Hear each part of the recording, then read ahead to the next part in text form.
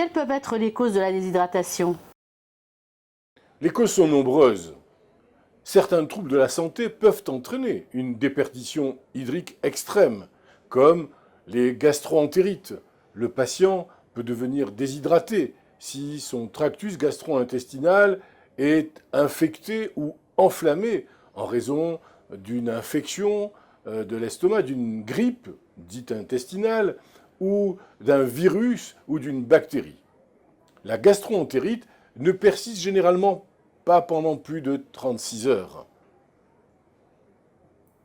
Il y a des maladies que l'on connaît et que l'on nomme comme le choléra, que l'on ne trouve plus sous nos régions, dans nos régions, où la consommation d'eau ou d'aliments qui ont été contaminés par des matières fécales humaines, infectées par la bactérie du choléra, vont entraîner des vomissements et des diarrhées aiguës qui peuvent provoquer une déshydratation, un choc hypovolémique et dans certains cas la mort. Je donne cet exemple parce que souvent on l'a cité. Aujourd'hui, le choléra est quelque chose qui est très peu ou quasiment pas répandu, en tout cas dans nos régions. La consommation excessive de diurétiques. Les diurétiques stimulent l'augmentation dans l'organisme du débit et du volume de l'urine et la perte ainsi des électrolytes. Ce sont les sels minéraux qui sont dissous comme le sodium, le potassium et le chlore dans l'urine.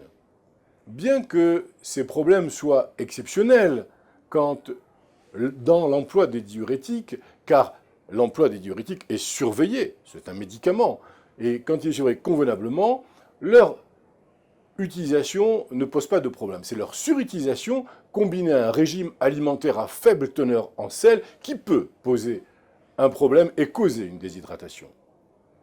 Toujours à titre d'exemple, les problèmes alimentaires, les problèmes de conduite alimentaire, les troubles dans les conduites alimentaires qui sont caractérisés par des impulsions irrésistibles à ingérer de grandes quantités de nourriture, peuvent être problématiques. Dans la plupart des cas, ce trouble s'accompagne aussi de vomissements, de purges, par des moyens comme les vomissements provoqués ou le recours au laxatif, ou bien au lavement, ou bien même au diurétique ou à un exercice excessif. Toutes ces formes dites de purge peuvent donner lieu à une déshydratation.